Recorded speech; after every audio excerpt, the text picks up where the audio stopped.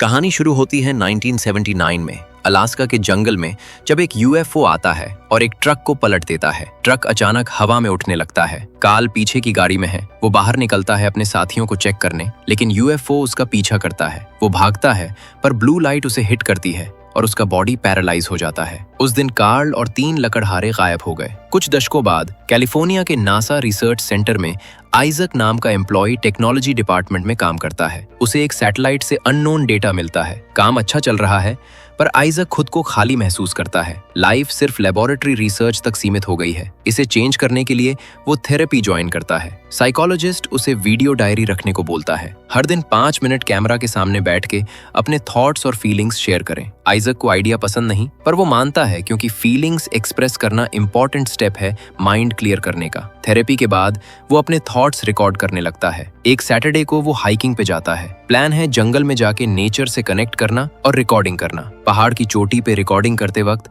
Isaac को एक asteroid धरती की तरफ आता दिखता है। वो एक आग का गोला है और पूरे शहर की अटेंशन खींचता है जब वो जमीन से टकराता है। कुछ देर बाद वहां अथॉरिटीज आ जाती हैं। आइजक मिलिट्री से छुप जाता है ताकि वापस शहर न ले जाएं, क्योंकि वो खुद रहस्यमय घटना इन्वेस्टिगेट करना चाहता है। भागने का मौका मिलते ही वो एस्टेरॉयड की तरफ भागता है और पता चलता है कि वो असल में एक एलियन शिप है। तुरंत आइजैक अपना कैमरा उठाता है रिकॉर्ड करने के लिए, लेकिन अचानक स्पेसशिप गायब हो जाती है। तभी आइजैक को कुछ मीटर्स दूर किसी की मौजूदगी महसूस होती है। वो पीछे मुड़कर देखता है तो एक एलियन खड़ा होता है। कुछ पल बाद एलियन चला जाता है। तभी आइजैक उल्टी दिशा में भागता है और 3 दिन बाद पहाड़ के दूसरे हिस्से में उसे होश आता है। घर आने पे आइजैक महसूस करता है कि बॉडी में कुछ बदल गया है। उसका हाथ बहुत दर्द कर रहा है। उस दिन उसे पता चलता है कि उसके पास चीजों को गायब करने की एक अजीब ताकत आ गई है। अगली सुबह वो डॉक्टर के पास जाता है और पता चलता है कि हाथ में एक हल्का फ्रैक्चर है। डॉक्टर हैरान हो जाता है क्योंकि हड्डी साफ तरीके से कटी हुई और लगभग ठीक भी हो चुकी है, जबकि आइजैक का कभी हाथ फ्रैक्चर हुआ ही नहीं। इसके बाद आइजैक काम पे जाता है और अपने टीम मेंबर बेक को नई ताकत दिखाता है। ग्लास गायब करने के बाद उसे राहत मिलती है क्योंकि प्रूफ है कि वो पागल नहीं है। लेकिन सच ये है कि ग्लास सिर्फ आइजैक के लिए गायब हुआ। बेक अभी भी उसे देख सकता है। फिर आइजैक अपनी पहाड़ वाली रिकॉर्डिंग्स बेक को दिखाता है। वो सोचने लगता है कि इमेजेस रियल हैं या नहीं। तभी ग्रेटा आती है और बताती है कि एलियन शिप के मलबे जो धरती पे लास्ट सैटरडे आए थे वो गायब हो गए हैं। दुनिया को दिखाने के लिए कि एलियन सच में एग्जिस्ट करते हैं, आइजैक वीडियो इंटरनेट पे पोस्ट कर देता है। कुछ ही टाइम में हजारों व्यूज आ जाते हैं। अगली दिन क्रिस्टीन नाम की जर्नलिस्ट KFLA न्यूज़पेपर से कॉल करती है इंटरव्यू के लिए। इंटरव्यू में क्रिस्टीन उससे सारी बातें डिटेल में पूछती है। आइजैक बताता है कि एलियन देखने के बाद वो उल्टी दिशा में भागा। अचानक जोर का झटका लगा, जैसे ट्रक ने टक्कर मारा हो। फिर 3 दिन बाद जंगल के दूसरे हिस्से में जागा और कुछ याद नहीं। ये सुन के क्रिस्टीन कहती है कि आइजैक नासा में कंप्यूटर इंजीनियर है और वीडियो कंप्यूटर पे बनाया है लोगों को कन्विंस करने के लिए। टीवी पे आने के बाद आइजैक इंटरनेट पे क्रिटिसाइज होता है। लोगों की अलग अलग ओपिनियन है। कुछ बिलीव करते हैं, कुछ कहते हैं कि वीडियो एडिटेड है। सच साबित करने के लिए आइजैक और ऐसे लोगों को ढूंढता है। इंटरनेट पे सारा मिल जाती है। रेस्टोरेंट में इंतजार करते वक्त उसे लगता है कि चीजें हवा में उड़ रही हैं, लेकिन जब वेट्रेस आती है तब एहसास होता है ये सब इमेजिनेशन है। जब सारा आती है वो भी कंफ्यूज्ड है अपने अपहरण को लेकर कि वो सच था या भ्रम। फिर आइजक उसे पुराने रिकॉर्ड्स दिखाता है जो एलियन स्पेसशिप्स का प्रूफ है। वो बताता है कि निकोलस टेस्ला के रेडियो टावर ने 1969 में सिग्नल्स रिसीव किए थे। अपोलो 11 मिशन में एस्ट्रोनॉट बज एल्ड्रिन ने सीक्रेटली बताया कि टीम ने खिड़की से उड़ती हुई चीज देखी, लेकिन पहचान नहीं पाए। ये सब सबूत देख के सारा उसे बताती है एक केस के बारे में, जब 1979 में अलास्का में एक बंदा कार्ल का अपहरण हुआ था। उस घटना के 3 गवाह भी थे। उसके बाद कार्ल गायब हो गया। सारा को गुड बाय करते वक्त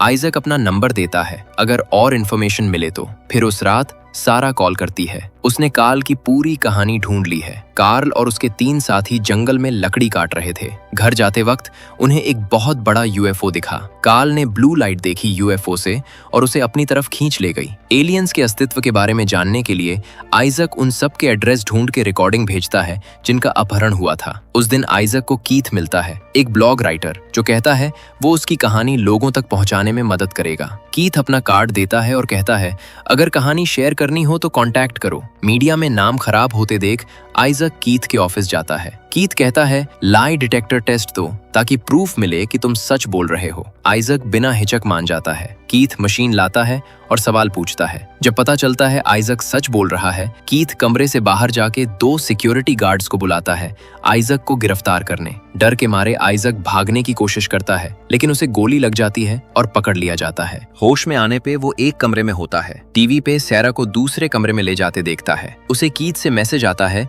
जो असल में ग्रेव्स नाम का इंटरनेशनल स्पेस रिसर्च प्रोग्राम का एजेंट है। उसने आइजक को गिरफ्तार किया टेस्ट्स करने के लिए। मैसेज के बाद आइजक के सामने चीजें रखे जाते हैं। ग्रेव्स कॉन्सेंट्रेट करने को कहता है, पर चीजें चेंज नहीं होते। जब दवा का असर कम होता है, आइजक बेचैन हो जाता है और पूछता है सैरा कहाँ है। उसके सवालों को इग्नोर कर दिया जाता है। वो कोऑपरेट करने से मना कर देता है। पता चलता है ये लोग काल को ढूंढ रहे हैं। वहां से निकलने के लिए आइजक खुद को आजाद करता है और रोबोट्स को अटैक करता है जो उसे रोकने आए थे। फिर वो सैरा को ढूंढता है, उसे आजाद करता है और दोनों भागने की कोशिश करते हैं। 2 रोबोट्स पीछा करते हैं और शूट करते हैं। अपनी नए पावर से आइजक एक दरवाजा खोल देता है जो कॉरिडोर तक जाता है। कॉरिडोर के एंड पे उन्हें जंगल दिखता है। जल्द ही उन्हें एहसास होता है वो कोस्टा रिका ले जाए गए हैं। ग्रेव्स आर्मी भेजता है उनके पीछे, क्योंकि दोनों में ट्रैकर्स लगे हैं। ग्रेव्स अपने लोगों को पीछा करने का ऑर्डर देता है। उसे लगता है ये दोनों जानते हैं काल कहाँ है। उधर सारा और आइजक जंगल में मदद ढूंढते हैं।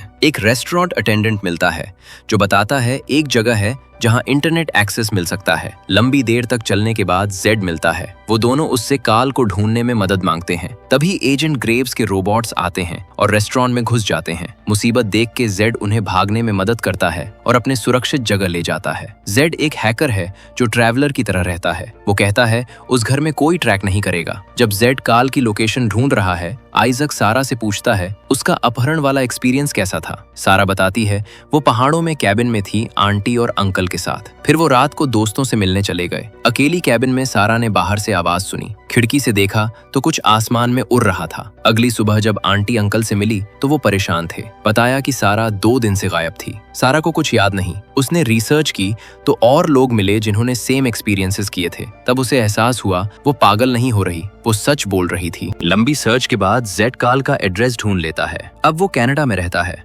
वो वीडियो कॉल करते हैं ताकि आइजैक काल से बात कर सके। काल बताता है उसे नासा सैटेलाइट से रिस्पॉन्स सिग्नल मिला है। तुरंत आइजैक सिग्नल डाउनलोड करके काल को भेजता है। काल मैसेज डिकोड कर लेता है जो एग्जैक्टली दिन और जगह बताता है जहां एलियन शिप धरती पे लैंड करेगी। पता चलने के बाद कि यूएफओ 5 दिन में आएगा, काल तैयारी करने लगता है और आइजैक को एडवाइस देता है डिवाइसेस से छुटकारा पाएं, क्योंकि एजेंट्स उसे ढूंढने से नहीं रुकेंगे। फिर वो कॉल कट कर देता है और आइजैक फिर कांटेक्ट नहीं कर पाता। तो आइजैक कनाडा जाने का फैसला करता है और सारा को साथ चलने बोलता है। एलियन को अपनी आंखों से देखने की संभावना से जेड भी साथ जाने की परमिशन मांगता है। उसी दिन तीनों जर्नी शुरू करते हैं। पकड़े जाने से बचने के लिए प्लेन से ट्रैवल नहीं कर सकते तो रोड से ट्रैवल करते हैं और फिर बोट से दोनों देशों के बॉर्डर तक पहुंचते हैं। आखिर में जेड एक छोटा प्राइवेट प्लेन किराए पर लेता है कनाडा जाने के लिए। एजेंट ग्रेव्स दोनों की हर चाल को फॉलो कर रहा है और रोबोट्स भेजता है उनके पीछे। कनाडा में कदम रखते ही तीनों ट्रेन पकड़ते हैं काल के कैबिन तक पहुंचने के लिए, जहां वो छुपा हुआ है। सफर में जेड अपनी टीम की सुरक्षा और पहचान संभालता है, लेकिन जब वो खिड़की से देखता है तो आईएसआरपी पुलिस देखता है और अपने दोस्तों को आगाह करता है कि उनका पीछा किया जा रहा है। अचानक रोबोट्स ट्रेन के अंदर आ जाते हैं और तीनों को भागना पड़ता है। उन्हें यकीन ही नहीं होता कि उन्हें ट्रैकर्स से ढूंढ लिया गया है। दूसरे बोगी में पहुंचते ही वो सब मास्क पहन लेते हैं रोबोट्स को कंफ्यूज करने के लिए, जो चेहरे से टारगेट्स डिटेक्ट करते हैं। लेकिन प्लान वर्क नहीं करता और रोबोट्स ट्रैंक्विलाइजर फायर करते हैं। खुशकिस्मती से किसी को नहीं लगता और छत से भाग निकलते हैं। जब रोबोट्स पीछा करते हैं तो जेड को पाते हैं जो बोगी के बीच में छुपा हुआ था। जेड रोबोट्स का इंतजार कर रहा था ताकि हमला कर सके। वो रोबोट को ट्रेन से धक्का दे देता है। फिर स्टेशन पहुंच के तीनों एक आदमी से लिफ्ट लेते हैं जो कार में पेट्रोल भरवा रहा था और आखिरकार डेस्टिनेशन तक पहुंच जाते हैं। सिक्योरिटी कैमरा से उन तीनों को आते देख काल बंदूक लेकर बाहर आता है, लेकिन जब आइजैक अपना परिचय देता है, काल बंदूक छोड़ देता है और एक डिवाइस उठाता है ट्रैकर्स डीएक्टिवेट करने के लिए। वो जानता है आईएसआरपी अपने शिकारों में ट्रैकिंग डिवाइसेस डालते हैं। अब एलियंस के आने में सिर्फ 2 दिन बचे हैं, तो कार्ल उन्हें अपने कैबिन में छुपा कर रखता है। कार्ल बताता है उसे भी आईएसआरपी ने पकड़ लिया था और अब उनसे छुटकारा पाके जंगलों के बीच में छुप के रहने लगा। फिर पिछले दशकों से वो एलियंस से कांटेक्ट करने में कोशिश करता रहा और जुनून बना लिया ये जानने के लिए कि वो धरती पे क्या ढूंढ रहे थे। रिसर्च में कार्ल ने उनकी लैंग्वेज डिकोड करना सीख लिया। वो बताता है कि जो सिग्नल आइजैक को मिला वो सबसे ज्यादा साफ था जो उसने कभी नहीं देखा। कार्ल के हाईटेक इक्विपमेंट से प्रभावित जेड सब ध्यान से देखता है और सीखने की कोशिश करता है। उसे हैरानी होती है कि एक लकड़हारे ने इतना कमाल का सिस्टम बना लिया जो किसी भी मैसेज को डिक्रिप्ट कर सके। इस बीच आइजैक और सारा सनसेट देखने बाहर जाते हैं। सारा पूछती है कि उसने उसे ISRP बेस के कमरे से कैसे बचाया। भागने के लिए आइजैक को बहुत भारी स्टील का दरवाजा खोलना पड़ा था। सारा कभी समझ नहीं पाई कि वो ये कैसे कर पाया। वो कहती है वो भी अलग सा महसूस करती है अपहरण के दिन से और यकीन करने लगती है शायद एजेंट्स सही थे।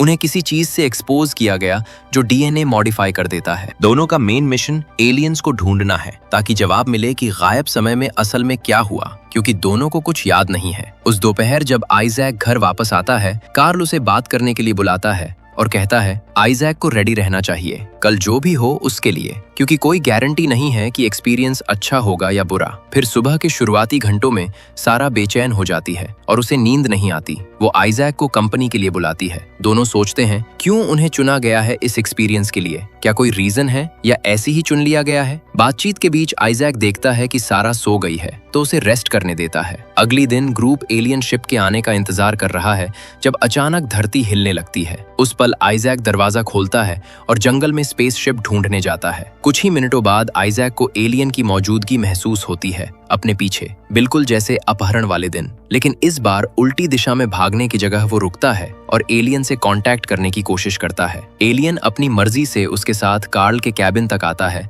और ट्रांसलेशन इक्विपमेंट यूज करके इंसानों से बात करता है। जब उससे अपहरण का कारण पूछा जाता है, एलियन बताता है कि उसकी प्रजाति ने साइंस, टेक्नोलॉजी और मेडिसिन हासिल कर लिया है। अब वो यूनिवर्स की अस्तित्व ढूंढ रहे हैं और इंसानों के साथ रिसर्च कर रहे हैं, क्योंकि इस मानव जाति के पास बहुत ऑरा है जो उनके शरीर के अंदर रहता है। एलियन फिर टेलीपैथी यूज करके आइजैक से बात करता है और पूछता है कि वो आदमी कौन है जिसे इंसान जीसस के नाम से जानते हैं। एलियन के हिसाब से ये अस्तित्व हर चीज से जुड़ा हुआ है। एलियन के सवालों का जवाब देने के बाद सारा पूछती है क्यों उसका हाथ दर्द कर रहा है जिस दिन से उसका अपहरण हुआ। उस पल एलियन सारा के कलाई पे ब्रेसलेट डाल के ट्रैकिंग डिवाइस निकाल देता है जो वहां लगाया गया था। सेम प्रोसीजर आइजैक पे भी होता है। एलियन बताता है कि आइजैक ने जो सबूत इकट्ठे किए दूसरे ग्रहों के अस्तित्व को साबित करने के लिए, वो इंसानों के लिए तो सही थी। इंसानों को देखना जरूरी है विश्वास करने के लिए, लेकिन दूसरे डायमेंशंस के लोगों के लिए विश्वास ही एक तरीका है कुछ देखने के लिए। तभी अचानक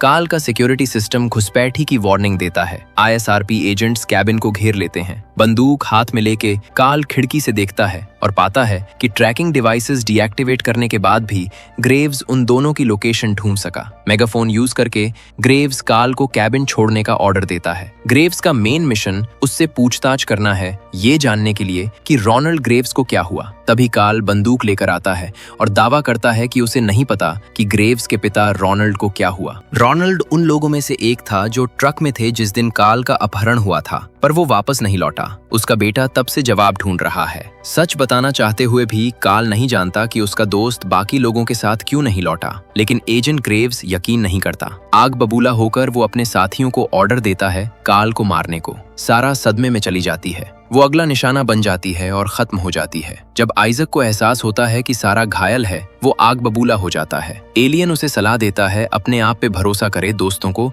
बचाने के लिए। ये कहने के बाद एलियन चला जाता है और आइजैक को सिचुएशन खुद हैंडल करने के लिए छोड़ देता है। अपने अपहरण के बाद जो पावर्स मिली उसकी वजह से आइजैक टाइम स्लो कर सकता है और दोस्तों को बचा लेता है। फिर सारा को उठाकर इनविजिबल हो जाता है और सुरक्षित जगह ले जाता है। जल्द ही आइजैक कार्ल और जेड को बचाने वापस आता है जो खत्म होने वाले थे। जब ग्रेव्स को एहसास होता है कि आइजैक और बाकी लोग गायब हो गए, तब तक बहुत लेट हो चुका है। वो कैबिन के पीछे वाले दरवाजे से निकल चुके हैं और इनविजिबल होकर बिना किसी को पता चले पुलिस के बीच से निकल जाते हैं। ग्रुप फिर अपने नए एलियन दोस्तों के साथ लिफ्ट लेते हैं। 6 महीने बाद सारा और आइजैक कपल बन गए हैं। अब वो नॉर्मल लाइफ जीने की कोशिश कर रहे हैं और खूबसूरत आइलैंड पे लोकल लोगों के साथ रह रहे हैं। जेड और कार्ल ने साथ काम करना शुरू कर दिया और एक नया टेक्नोलॉजिकल इंटेलिजेंस एजेंसी बनाई जिसका नाम जूमा है। अपनी निजी जिद की वजह से जो सब कुछ किया था, उसके कारण एजेंट ग्रेव्स को ISRP से निकाल दिया गया। जिस लोगों को वो परेशान कर रहा था,